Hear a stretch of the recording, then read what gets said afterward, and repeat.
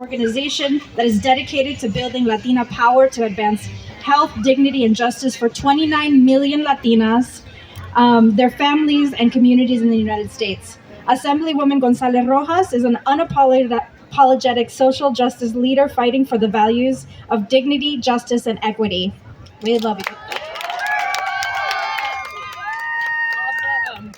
How are we feeling, New York City? How are we feeling, New York City? I am pissed the fuck off. I am angry and I am outraged. But I'm going to harness that anger and that outrage into power. And you know what I'm going to do with my power? I'm going to take it to the polls. Are you going to take it to the polls? My name is Assemblymember Jessica Gonzalez Rojas. I use she, her, ella pronouns. I am so proud to be here alongside some of the most badass women of color, women at the front line fighting for reproductive justice. It takes a village to do this work. It takes a movement to do this work. And it is our duty and our responsibility to make sure that the people who are in the front lines fighting this fight are eventually in the halls of Congress, in the Capitol, in the city councils across this country, and especially here in New York. Because guess what? While the Supreme Court is eroding our rights and state legislatures are eroding our rights across the country, New York must be a safe access state for abortion. It must. And not just in words, but in money. I am so proud. Yes, we need to put our money where our mouth is. I am so proud to have introduced the Reproductive Freedom and Equity Fund.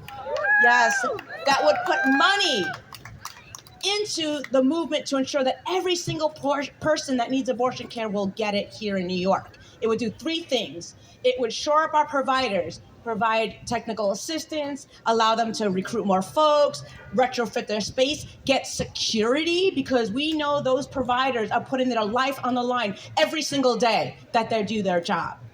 Two, it would provide coverage for people who are uninsured, underinsured, or whose insurance aren't accepted in those clinics. And three, and most importantly, it provides resources to nonprofits that offer practical support to ensure that the people who need abortion care can get abortion care. And that means everything from travel to child care, because we know most people who get abortions are already parents. It includes an abortion doula, whatever those practical needs are, it would allow that to happen. And we have not yet gotten to pass that bill. So I need you all to fight. But most importantly, I need you to ensure that you're electing reproductive justice champions into our state legislatures, into Congress, and into our city councils here in New York and across the country. The Supreme Court made this ruling not about life, as they claim. It is about power and control over our bodies. And you know what we're gonna say? We're gonna take that power and take it to the polls today for early voting through August 23rd. Because as others said, this is a different year. We need to call our loved ones. We need to knock on doors. We need to get people out to make sure they know how critical this race is. Because let me tell you, there's so many of us that cannot vote. As the leader of the National Latina Institute for Reproductive Justice, I know what happens when our rights are eroded. And specifically, people of color, low-income communities, immigrant communities, trans and non-binary communities are left out. And I used to do work across the country. And let me tell you, places like Texas, I saw what happens when they don't provide access to health care. I saw women, sisters, splitting birth control pills.